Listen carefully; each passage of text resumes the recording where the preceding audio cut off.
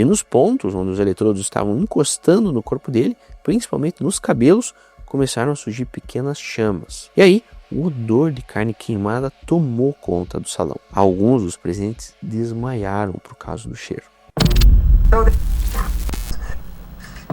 No dia 25 de janeiro do ano de 2024, o estado do Alabama executou Kenneth Smith, de 58 anos, condenado em 1996 por assassinar a esposa de um pastor protestante, a mando do próprio pastor. Assim como em outras execuções do gênero, o procedimento foi realizado na Holman Correctional Facility, uma prisão que fica no sul do estado. O Smith foi o primeiro condenado a ser submetido a um novo procedimento, que é asfixia pela inalação de nitrogênio. Segundo as autoridades locais, tratava-se de um método de execução mais humano já desenvolvido. Nele, uma máscara é colocada no rosto do prisioneiro, privando ele de ar atmosférico e forçando ele a inalar nitrogênio puro. O corpo não rejeita o nitrogênio.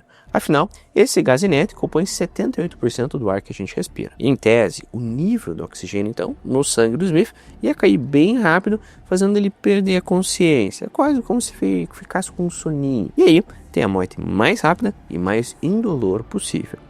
Só que não foi o que aconteceu. O que se viu foi um procedimento que durou 22 minutos. Boa parte desses minutos foi em evidente agonia. O repórter no jornal local relatou que viu Smith se contorcer e ter convulsões na maca. Nas palavras desse repórter, o Smith respirou fundo, com seu corpo tremendo violentamente e os olhos revirando para trás da cabeça. Esse novo método de execução, no qual as autoridades esperavam encontrar uma maneira civilizada de executar um condenado, acabou se revelando uma coisa bem diferente. Só, na verdade, mais uma maneira cruel e horrenda de matar uma pessoa. Inclusive, a ONU considera esse método de execução com nitrogênio como uma possível tortura. Essas tentativas de criar métodos de execução menos dolorosos e violentos são coisas bem recentes na humanidade. Na maior parte da história, a ideia de uma pena de morte, a pena capital, era na verdade oferecer uma espécie de retribuição à parte que foi ofendida no crime. É o clássico olho por olho, dente por dente da lei de Italião. E o sofrimento do condenado, que depois hoje a gente tenta evitar,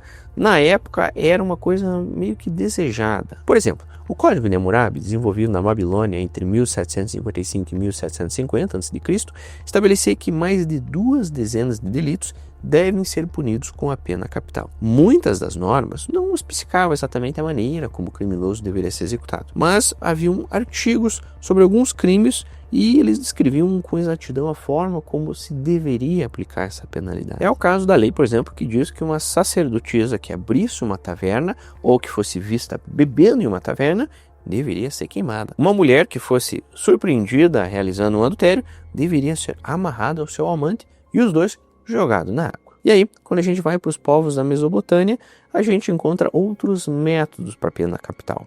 O principal deles era o empalamento. Nele, o condenado era deixado nu e amarrado em cima de um espeto de madeira afiado. E aí, seu corpo ia descendo, deslizando pela ação da gravidade e sendo rasgado ao meio pela estaca. O empalamento, na verdade, mostra que isso não era só um método de execução, não era só para matar a pessoa. Era, na verdade, também um método de tortura e de espetáculo público. Enquanto alguns desses métodos combinavam de maneira equilibrada a tortura, o sofrimento lento e o espetáculo, alguns outros métodos privilegiavam algum desses aspectos da pena capital em detrimento dos outros. Por exemplo, o esquartejamento na China imperial, e isso acontecia também em alguns outros reinos do Extremo Oriente, chocava todo mundo que estava assistindo pela sua violência extrema. Mas, diferente dos outros que a gente comentou, como por exemplo o empalamento, esse método chinês era bem rápido. Nele, os membros do prisioneiro eram amarrados a cavalos e os animais eram chicoteados para correr em direções diferentes. Obviamente, com a força, a pessoa ali amarrada ficava esquartejada da maneira mais brutal possível. Tem também, claro, a morte na fogueira. E, em geral, ela também era bem rápida, assim como o enforcamento ou a decapitação com um machado ou uma espada. Não existia ali uma agonia lenta ou um processo de tortura que tentava se alongar com o tempo. Em contrapartida, nós temos a fervura em água, que era uma técnica largamente utilizada em diferentes civilizações e que podia causar muito sofrimento e levar muito mais tempo para matar a pessoa. Mas, quando um sentenciado era cozinhado em piche ou metal fundido, o desfecho era bem mais veloz, aí você não tinha toda aquela atração pública e toda a agonia envolvendo. Aí quando chegamos na Idade Média, aconteceu uma certa atualização, uma série desses procedimentos de execução usados, né? Com a introdução de novos mecanismos e uma engenharia toda projetada para causar sofrimento. E aí, tortura e execução começaram a ficar intimamente ligados. E haja martírio antes da execução. Reinava na Europa da época o princípio de que os suspeitos e condenados deveriam sofrer tanta dor quanto possível.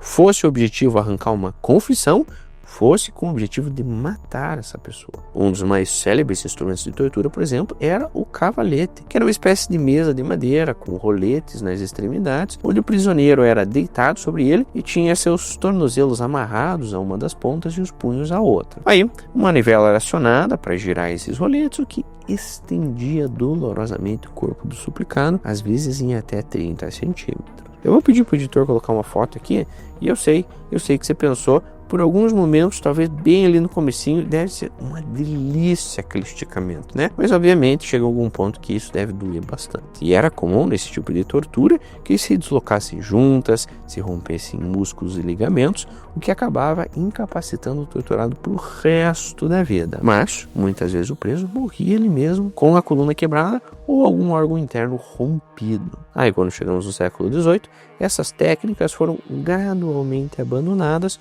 e o número de crimes sujeitos à pena capital foi sendo reduzido, graças a pensadores iluministas como o jurista italiano Cesare Beccaria e o médico francês o Joseph Ignace Guillotin. Todos defendiam inclusive não só a redução, mas a abolição da pena de morte.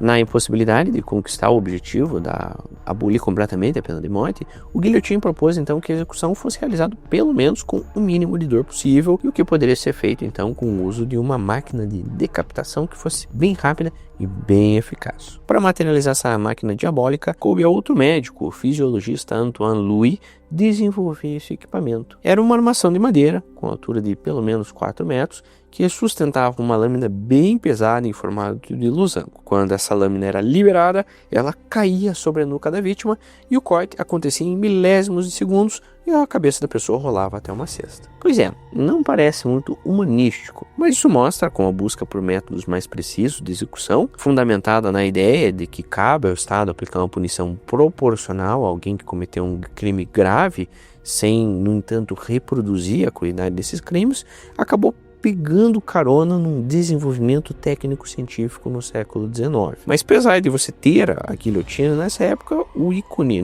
dessa nova revolução nas técnicas talvez tenha sido a cadeira elétrica. Na década de 1870, se popularizou nos Estados Unidos a iluminação com a lâmpada de arco voltaico, só que essa lâmpada exigia uma voltagem muito alta. E com essa voltagem alta disponível, se tornaram comuns acidentes com choques elétricos e que normalmente faziam vítimas fatais. Em 1881, uma dessas ocorrências foi relatada por um médico forense em uma conferência em Buffalo, em Nova York. Um dos participantes do evento, o engenheiro e dentista Alfred Southwick, achou que talvez ele poderia fazer alguma aplicação para essa tecnologia, essa alta tensão. Aí surgiu a cadeira elétrica um tempo depois, sendo usada pela primeira vez em 1890. Então, para vocês verem como a ideia se materializou bem rápido. O primeiro executado pela cadeira foi William Kemmler, que foi condenado por matar sua companheira. Só que a execução do William aconteceu de uma forma muito diferente da que se esperava. Assim que colocaram ele sentadinho e acionaram a eletricidade,